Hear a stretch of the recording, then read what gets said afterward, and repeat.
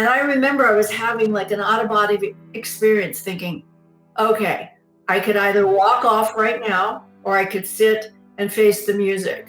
And I decided to do that. It turned me around in another direction and brought new opportunity. And that's where I found my happy place. And that's where I found what I now realize where my little baby seeds were planted for passion. Because you have to have a passion for what you do.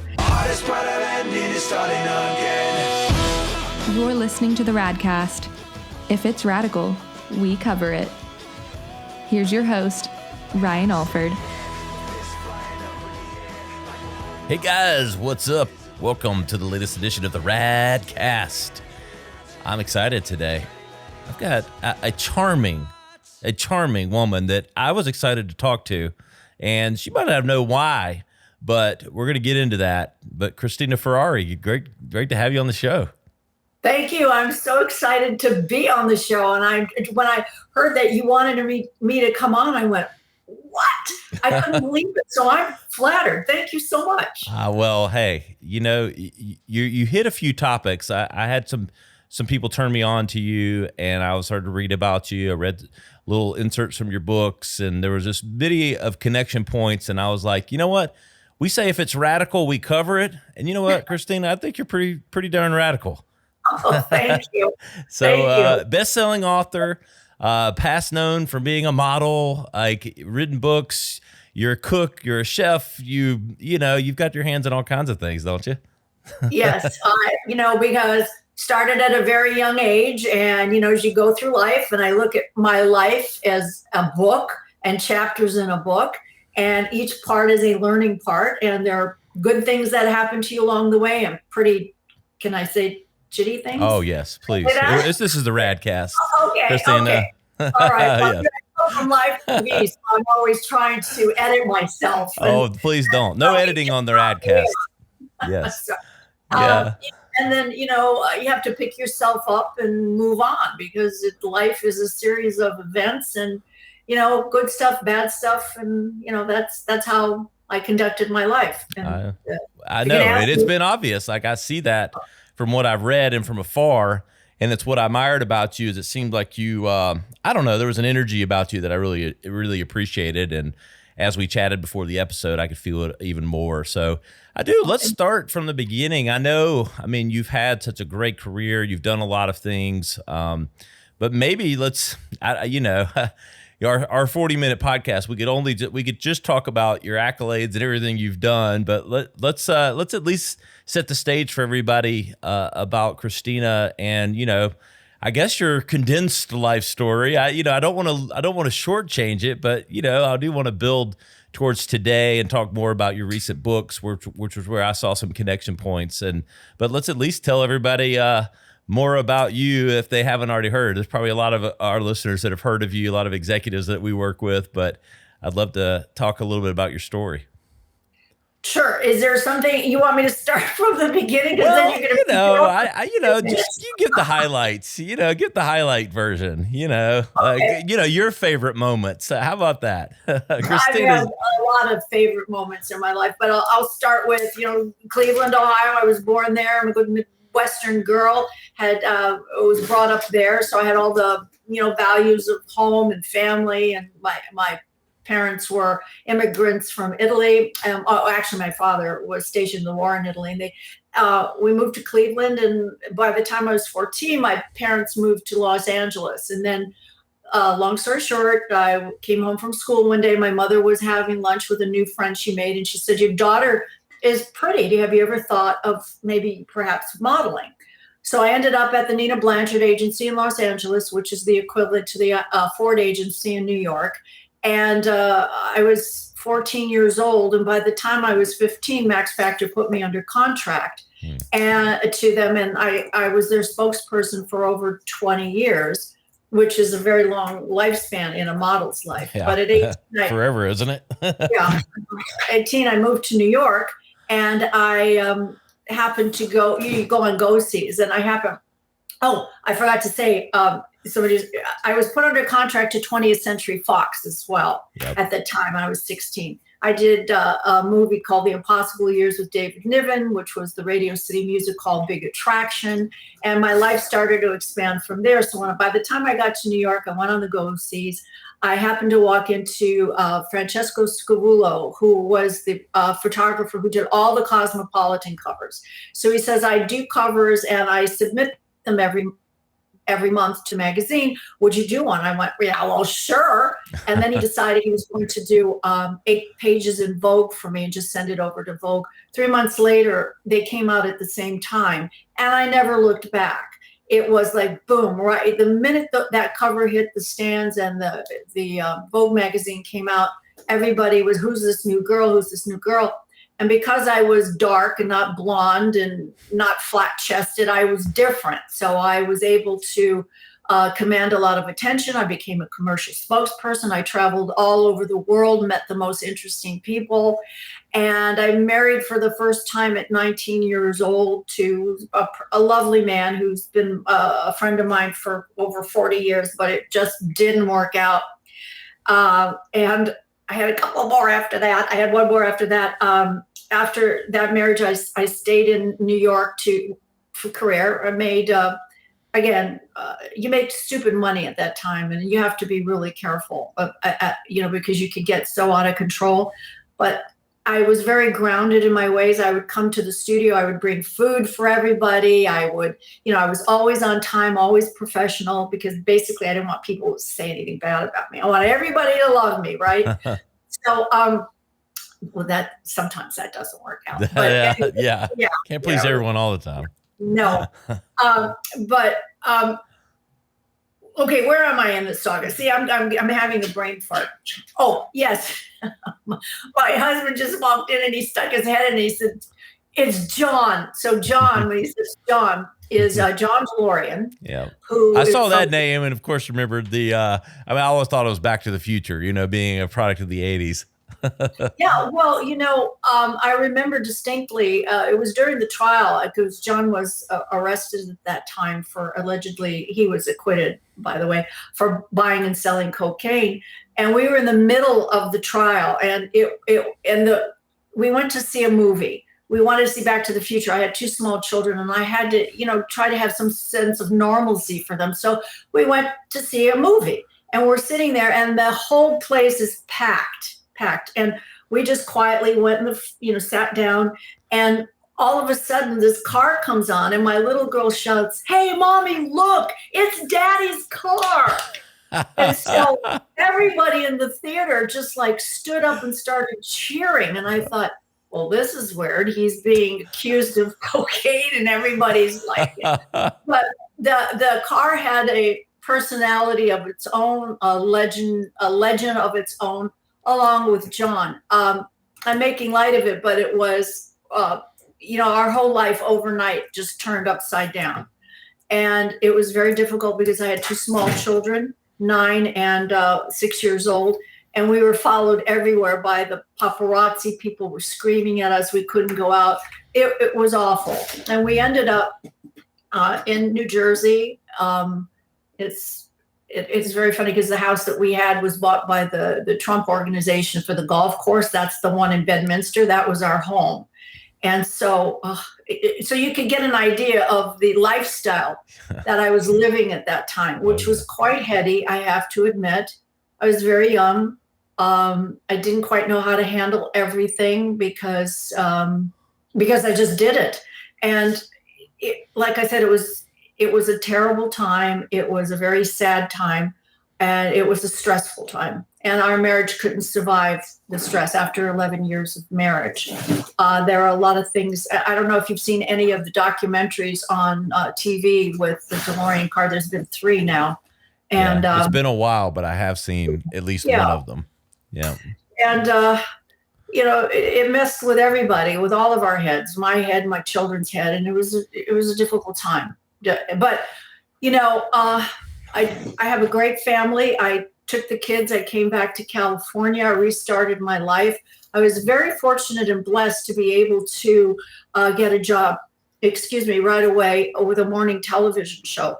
And it happened when the head of the Oman operated stations here in LA, was watching me on Phil Donahue, who had me on to talk about the DeLorean trial. But I was promoting a book at the time. He said, you could come on the show, but I need to ask you a couple of questions about John. I said, okay, well, I have a gag order and I can't really talk about stuff. But he says, well, I promise, we'll talk about the book and then I'll ask you a question. So he opens up the show, but, he's in the audience with that microphone when he sticks in everybody's face. Yeah. And he says, the first thing out of his mouth is, John DeLorean is guilty of giving your kids cocaine, and how do you feel about it? And he sticks the microphone in front of this lady's, in front of this lady. She starts talking about how he's ruining the youth of America and how can I stay with such a man. And I remember I was having like an out-of-body experience, thinking, okay, I could either walk off right now or I could sit and face the music. And I decided to do that. So by the time it was over, it took about 45 minutes and I had like 4 minutes to promote my book, but I just felt it was important, but to talk about it, but without giving away anything that would get me in trouble in the courts. So the president of the O&O station happened to watch me on that. And he was replacing a person on the AM Los Angeles show, which was the morning show here in LA, with a new host. And he said, she's feisty, that one. I'd like to have her, I would like to hire her to come out. So I went and I met with them, and I realized that I had to, earn my own money because we were financially wiped out. The government came in and took everything, all of my money, all of John's money, everything. I was broke. And I realized that, I had to step up. I had to support my kids and moved to LA. My family was great. My brother, my sister, my mother, my father, my close friends. I have to say I had one left because along with everything else, our friends they were like cockroaches. They all went away, which really shocked me. Mm. It was like, wait a minute, what? Yeah. Okay. So well, you know who your friends are when things are not so great, right? Yeah, I sure do. And then I was able to put my kids in school, support them, support myself. And what was great about it was, here I am, a girl from Cleveland, because it was the morning show at the time in LA, the biggest market in New York, in LA. Everybody who was anybody was promoting a movie, a film, or a book.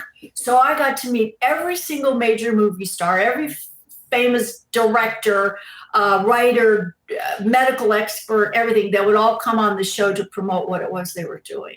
So I couldn't believe it, like when Jimmy Stewart would sit there and I'd go, oh my God, this is Jimmy Stewart. I can't believe it. It was a wonderful time. I stayed there for six years, and then kept, when that was over with, it's like, oh my God, what do I do now? But you know what? You have to figure out, what am I going to do now? But as disappointing, I know why I left, because I met my Tony Thermopoulos. We've been married 37 years. And after I met him, we had 2 children. And then I decided that when I had my second child, I wanted to just stop and raise my kids, because I was gone a lot in the mornings. And so I decided I was going to do that. But then after a while, when the kids went to school, I got really bored. And it's like, oh my God, what am I going to do now? But opportunities keep happening for you. And it's always important to, when a door opens for you, to walk through it, even if you don't want to, because you never know who you're going to meet, where you're going to go, and what's going to change the trajectory of your life. And I decided that, and that's the way my philosophy has always been. I always step through that door, and I'm always surprised, and it's always in the direction I'm supposed to be going in. So I just go with it. I love it, Cristina. There's a lot to unpack there. I want to focus forward, but I also want to just ask that, I'm a curious creature, like looking back, and sometimes you talk to people and it's not necessarily negative, but you're like almost surprised how little you feel like they've lived, in their life, like how simple it is. And in some ways you admire that simplicity and happiness. and I hear you tell your story, and I hear 7 lifetimes, like, the amount of living you've done, and it fascinates me. And I always want to, go like, you've described what it was like, and you've described those emotions, but like looking back, is it a blur, or is everything like, obviously I know, some things are brighter than others, but like, is it just like, do you feel like you've really lived? Yes. It just sounds like, I just feel like life coming out of you, like in a positive way, and like living and experiencing so many different, sagas of life. Well, the thing is a lot of people are paralyzed when bad things happen to them and they don't know what to do. I was never that kind of a person, because I realized that I needed to move forward. And I also realized too, for me, I needed to be independent. I needed to make my own money. I needed to have my own freedom, and that gave me freedom. But the joy that I received from that I had having children and having my husband, and the support of my family, so that just kept me going forward. I've had some pretty hard knocks, where I've been fired from jobs that devastated me, especially my last one, which was for the Hallmark Channel, called Home and Family. We started that originally in 1996, and then it came back again in 2012, and they hired me to come back on. And it was 2 hours live every day. I loved doing the show more than I've done everything else. I've hosted with Regis and Kathy. With Regis many times, and I did Good Morning America. I had my own shows, but this was very special because I got to go into everybody's living room every day for 2 hours, and my kids could come to the set with me, and it was so joyous. I loved everybody I worked with. And then 5 years into it, I started feeling kind of weird, and I would come home and my husband said, "Are you okay? You're missing, you're not really listening. You're not." And I'm going, "What do you mean I'm not really listening? I've been doing this for 20 years. What are you talking about?" So he said, "No, there's something that's a little off." And then sure enough, one day I said I know what it was. So this is what happened all at once. My mom, who had Alzheimer's, passed away. Right after that, I was fired. Like 3 weeks later, I was fired out of the blue. And when I asked the head of the network and the executive producer, "Why are you doing this? The ratings are great."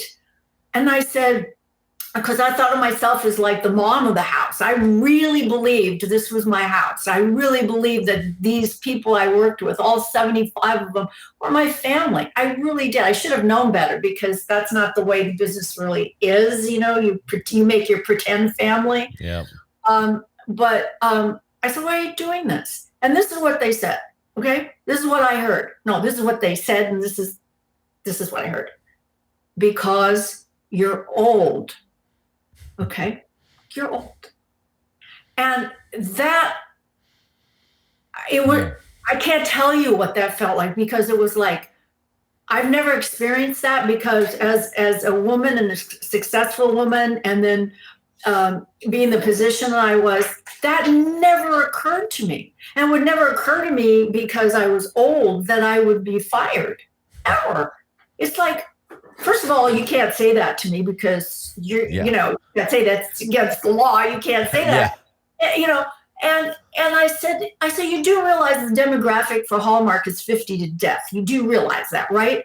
And he said, "Well, yeah, you're too old. We want to bring in a younger demographic." I said, "Kids today, they don't want to sit for 2 hours and watch, somebody, knit something." I said, "You can't do that."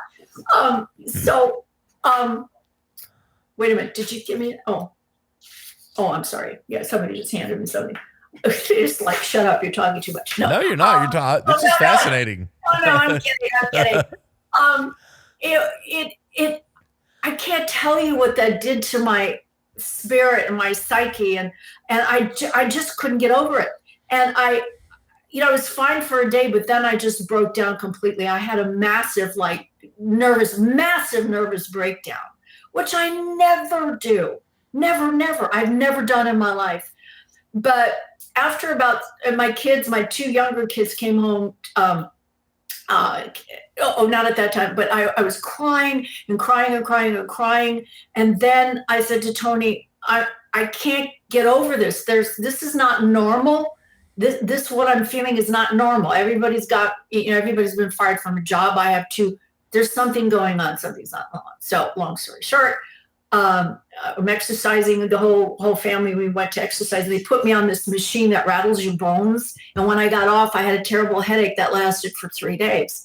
So I said, when I got home from there, I couldn't get up the stairs because the room was spinning and everything. I said, I need to go to the hospital. There's something is off. So I go to the emergency room, and because I was complaining of headaches, they did a PET scan, and I was told by the doctor, who is a dear friend of ours, who's head of cardiology there, said, I'm going to take care of Cristina. So he came in, and when he came in, he walked over to my husband. He's a good family friend now. He takes my husband's hand and he starts to cry. And I went, ugh. And then my husband starts to cry. He hasn't heard anything yet. And I went, am I dying? I said, what are you guys doing? I said, stop it. Stop it right now. What are you doing? Tell me. So he said, you have multiple myeloma, which is like, I guess, the disease du jour now, since our dear Colin Powell, had it. And anyway, so everybody's now talking about multiple myeloma. But at the time I said, okay, I don't like the word multiple, and I don't like myeloma because that indicates some kind of cancer, correct? And they said, yes. So I said, well, what is it? He said, it's the cancer of the plasma of the blood cells. And I went, well, that's not good. But I have to tell you, Ryan, when he said that to me, I didn't get scared. You usually get a cancer diagnosis and you fall apart. I didn't get scared. There was a peace that came over me and said, just stay calm. I'm with you. We're going to get through this. So I said, what, first of all, what's the prognosis? How long do you have? He says, you have 2 to 5 years. And I go, no. I rejected the whole thing. He said, that's not happening. He said, you can come back on Thursday. This was a Monday. And we'll start the test. I go, no, you're not. I'm staying here tonight. You're going to start tomorrow. And he said, stay off the internet, which I didn't. I went on. The next morning I said, okay, this is the plan. I'm having stem cell. That was it. He said, don't you want to talk about it? I said, no, we're doing a stem cell. Everything that I read about, this is what we're doing. I'm in an early stage. We can do this.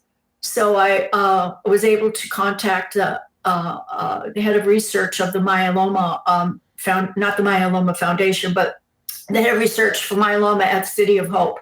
And I contacted her, and she's been my doctor ever since. I had a stem cell May 4th, 2017, and I've been in remission ever since.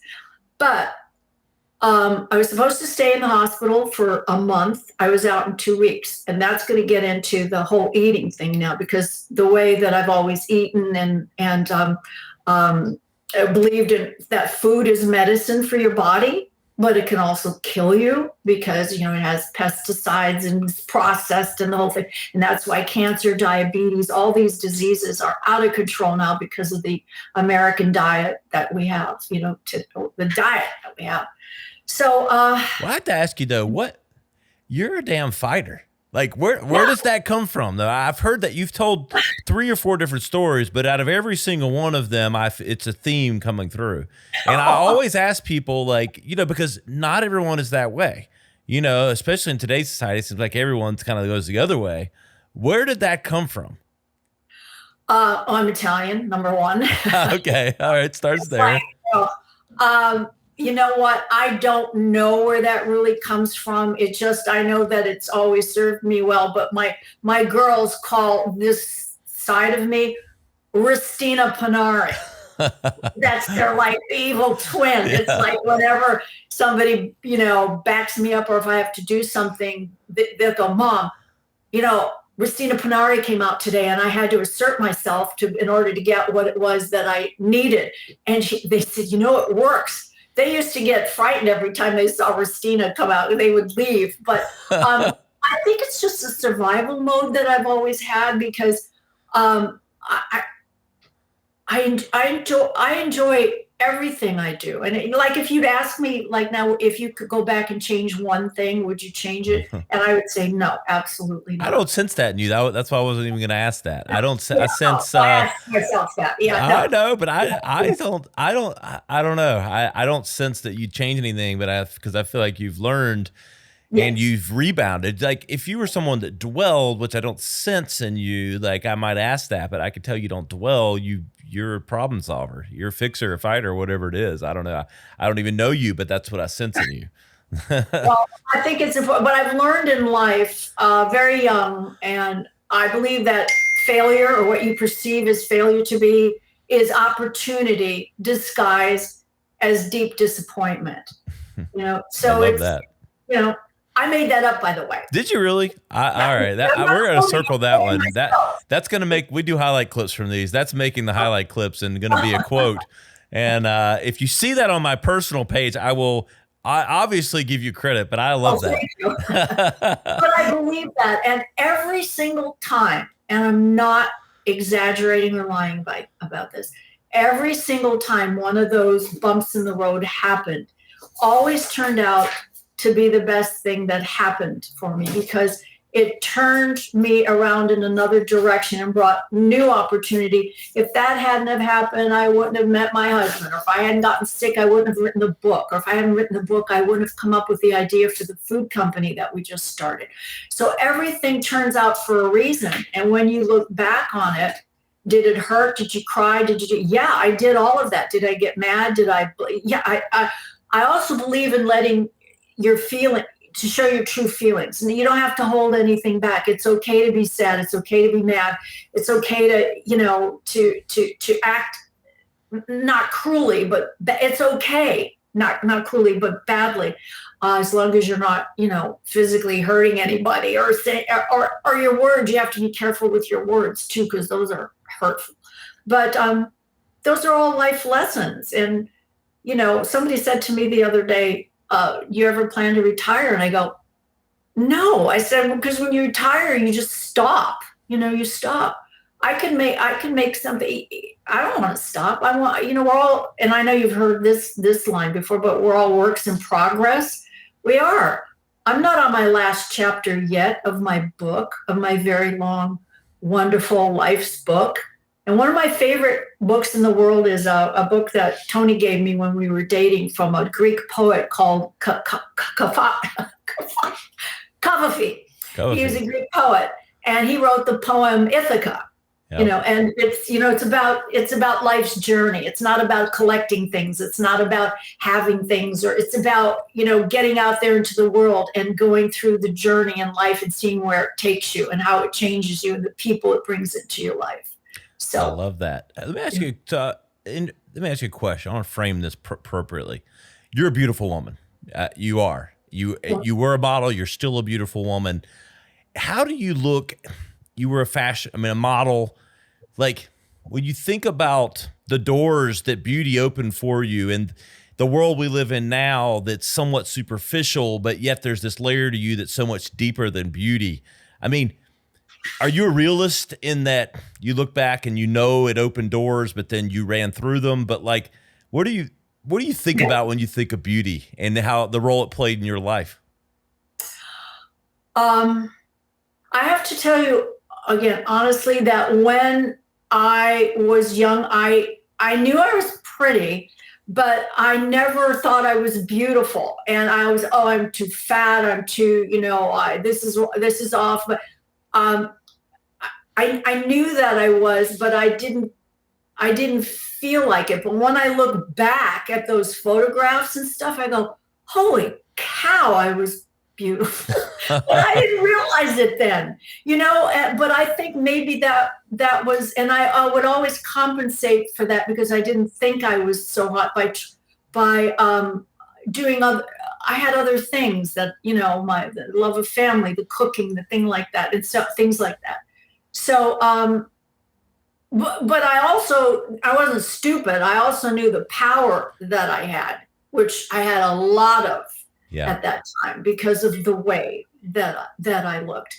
But again, when I look back on it, I think, wow, I could have done more with with that flour. I could have done so much more with it. But I didn't. And, and I look at myself now at 71 years old, and, it's hard. I look at myself in the mirror, and, I got makeup on. You take all this off, this isn't so perfect, but it's okay. I'm okay with who I am as a person.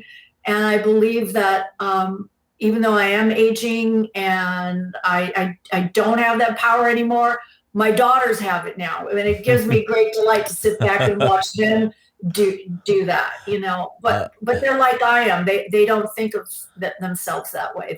They're very much into the same things I was, about family and cooking and home. Oh, that's true beauty then, is what I would call that. My wife is the same way.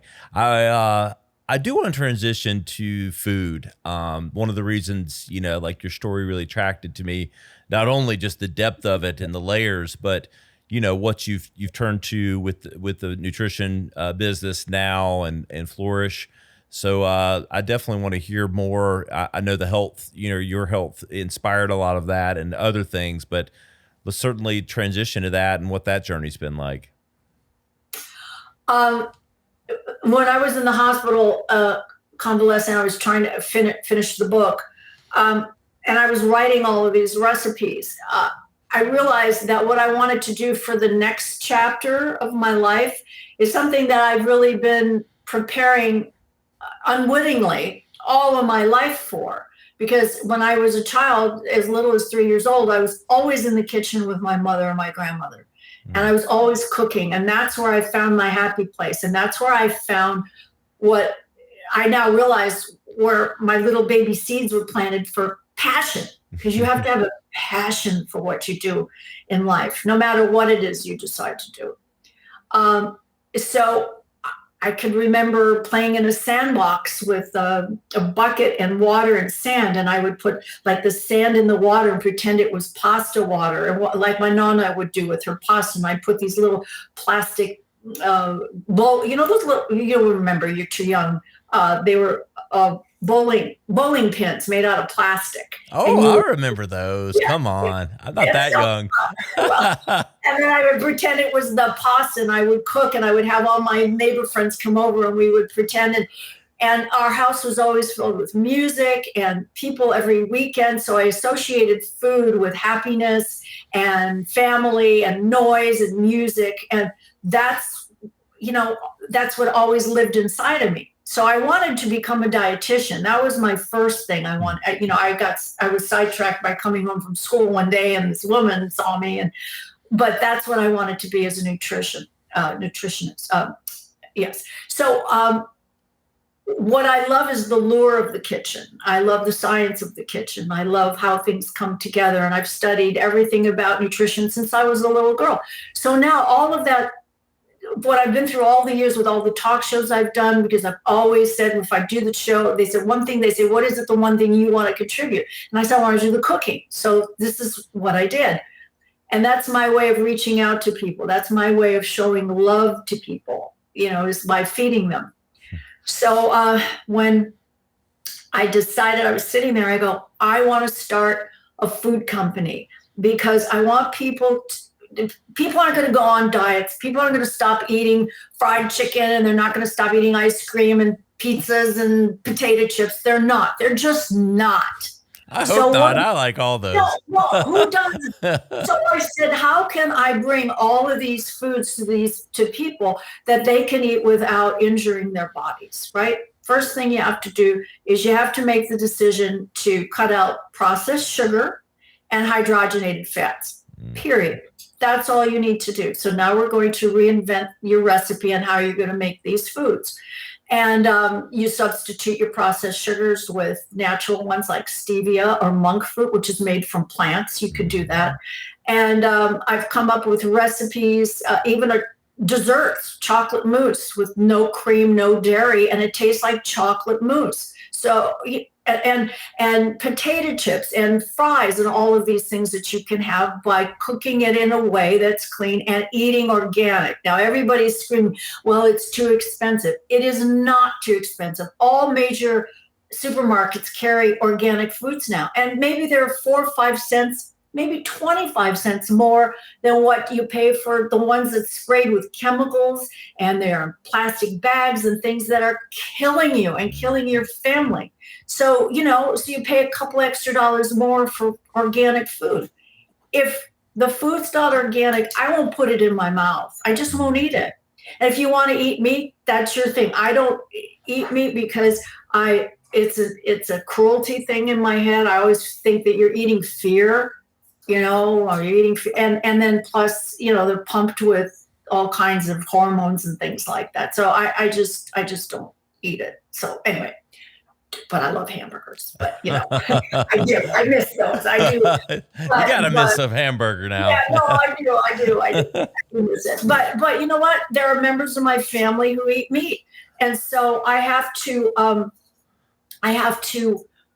prepare them in a way, but that they can eat it without it, raising cholesterol or having too much fat and stuff like that. But my food is delicious, and I decided when I wanted to start this food company, as you know, when you start a company, you have to start small, because I want to do everything at once. I want to do this big company. I want to have soups and sauces and grab and go. And so I said, okay, I need to focus. And I started with granola cereal, because everybody was saying your granola is so good, you should market it. But, it's not that easy where you walk in to the store and say, oh, will you put my stuff on your shelf? No, it's been an odyssey. We've been at this now with Flourish, our Flourish company, for 4 years. And now we're just starting to get our sea legs, because, there's a lot of moving parts to starting a business, and a lot of mistakes that you make as well. But we started with that, and we ended up on Amazon. We're in a major company here, a major health food store in LA called Air One, and we just made it onto Walmart, where you can order from Walmart, and we're starting to expand. And my dream is I want to have a food company where I can have everything, all your sauces, your soups, the recipes, salad dressings, everything that you will have in your everyday life that's organic, it's gluten-free, some of it is vegan, but all the foods that, no GMO, kosher, all those things that will feed your body and help keep you healthy. Because, there's the environment. You talk about cancers, there's hereditary, and then there's also, the environment. There's a lot of factors that go into it, but you have to help your body to be able to help itself. And then what I would like to do is eventually, in success, I'm praying that somebody will come and buy my company for $500 million. You and everyone else started to come. Yeah. But we'll buy out my company, and then the next phase is I wanted to be the give back phase. Where I want to start a foundation, or I want to build a building at City of Hope where they have cancer research. They do that, but a myeloma foundation, myeloma and Alzheimer's, because that's the other thing they don't do that there, but because it's a cancer research hospital. But those are the things I want to do. I want to be able to help with research for multiple myeloma. And you need money to do that. But I believe I could do that if there's success with this company. So it's just my little dream, and start out small. And hopefully, I'll live long enough to be able to see my dream come true. But if not, I know I'm putting good things out there. So it's okay.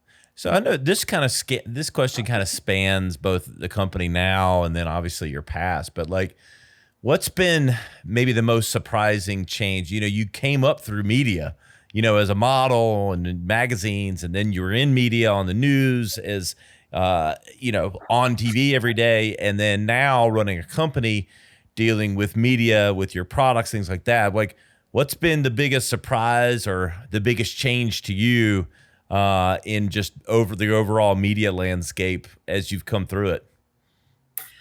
I realize how difficult it is. It's not easy, and it's an everyday thing, and it takes up sometimes a good portion of my day, which I'm going through a phase now where I actually resent it, but I'll get over it. It's just a phase, and I'll get back to it, because the other day I said, that's it, I'm not doing this, I'm not going on Instagram anymore. I can't. And my husband just shakes his head because he knows how I am. And then, 4 or 5 days or a week goes by and I'm back to doing what I was doing. But it's difficult. That part I find difficult. It's just so complex too. There's so many channels now, right? I mean, it's like you've got Instagram and you got Facebook and you've got TikTok and you've got YouTube and you've got, and I guess those are almost like the channels now, much like back in the day it still is NBC, CBS, ABC, but it's just so many variables now, right? Yeah, but it really takes a village too. And right now I'm a one-woman show along with my husband, to keep, our investment tight and everything. And eventually I need help to do the Instagram and I don't even understand TikTok. So I don't understand that. So I'm not sure. Although I hear it's something you should be doing, but it's booming. It's booming. Yeah. It was a year ago. I would tell you it was coming, but it was mainly 15-year-olds, and now I'll tell you it's here. So do I have to dance or something? No, you don't have to dance. I don't dance, and I'm verified and have all the. Believe me, you don't want to see. I'm 6'5", 260. You don't want to see me dancing. Wow. Okay. So, but I have a good TikTok following, but I do more factual. I call it infotainment, edutainment. Yeah. So. I have no idea. I have to look into it. But right now, that's what I'm doing right now. And then especially now during the holiday times, I love this time of year. And it's taking me away from all the things that I love to do. So I have to find balance. Balance is really important in life because then you start to lose your sensibilities if you don't, Talk about food for thought. I know you've got a lot of books out there, but that's a lot of, the recipes and different things that you were just talking about. Where can, what's the best place? Amazon, things like that. Where can everybody keep up with all your books and you? Yeah, Amazon carries it. The book has been out for like 6 years now. So it's in the final phases of it. And I'm trying to talk to the publisher to see with all the new PR that's going on, if they would consider, but right now publishing more books. But with things going, it comes over from China and with things going on over there right now, everything is a mess and it costs, I'm starting also this for Influencial television where I'm going to have things that I'm going to do for the home. And one of the things was a cast iron skillet that was probably the best thing I've ever cooked in. We worked on it for 3 years, and to bring it over by the crate was going to cost about $3,000 to bring everything over. Now they raised it to $20,000, and we can't put that out on them. I have to charge $200 for a skillet. Who wants to do that? So, can't do that. But I'm going to come out with a skincare line which has CBD oil, and it's fabulous. Oh, that's exciting. Yeah, working on that is what's your CBD's been all the rage these days. It seems to be going in everything. Well, it helps me a lot too when I was going through all that body pain when I was going through all my chemo stuff. So that really helps. It does. Well, we do a little section that's called Rad or Fad. So you can even think of it as in simplest terms as good or bad, but I call it Rad or Fad. I give you one word. You tell me rad or fad. How about that? Okay. First word, plant-based, rad or fad? Oh, it's so rad. we got some layups here. GMOs. Yeah, well, that's rad. Yeah. Well, it's bad. Well, non-GMOs would be rad. GMOs would be fad or bad. No, GMOs is bad. No, I meant it's non-GMO. That's why I hesitated. I had to think for a minute. How about food carts? Seem to be like trending. I think it's a fad. Yeah, I think you're right. Yeah. I see them around. How about alcohol-free cocktails? I think it's rad. Right. I do. I hope it's not a fad because I know a lot of people have, that drink that'll probably be better for them. So I'm going to say it's rad. I like it. Yeah. Cool, Cristina. Where can everybody keep up with you and everything else? What's the best place to keep up with Cristina Ferrare? Well, you could go to Cristina Cooks, which is no H in Cristina. Then our food company, because I want to get this correct, because I always get it wrong. I don't know why. It's Flourish _ it's Flourish, FLOURISH _ body, mind, soul. And there you can see everything that we do with our granola cereal and all pictures and all 1,000 different ways that you can eat it, because, I try to get people to think outside the box there, where you can, find other ways to use granola other than pouring milk on it. Or as I like to say, thinking outside the bag, so you do that. And then I'm on Twitter at Cristina Cooks, and my website, which is Cristina Ferrare, www.CristinaFerrare.com. Cristina. Yeah. And soon to be on TikTok. Yes, soon to be on TikTok. Yes, Maybe. Inspired by the Radcast, maybe. Yeah. Cristina, you've been lovely. I really appreciate your time. I think our guests are going to find this really insightful. Your story is really amazing, and I love the fight you have in you, and true beauty. Well, thank you. And I have to tell you, you're so easy to talk to. You're so chill and laid back. And I really appreciate, your questions and really having me on, because I'm still shocked that you had me on, but I'm very grateful. Thank you. Thank you so much, Cristina. Hey guys, you know where to keep up with us. We're at theradcast.com. Search for Cristina Ferrare. Search for Flourish. You'll find all the content from today's episode. You know where to find me. I'm at Ryan Alford on all the platforms. We'll see you next time on the Radcast.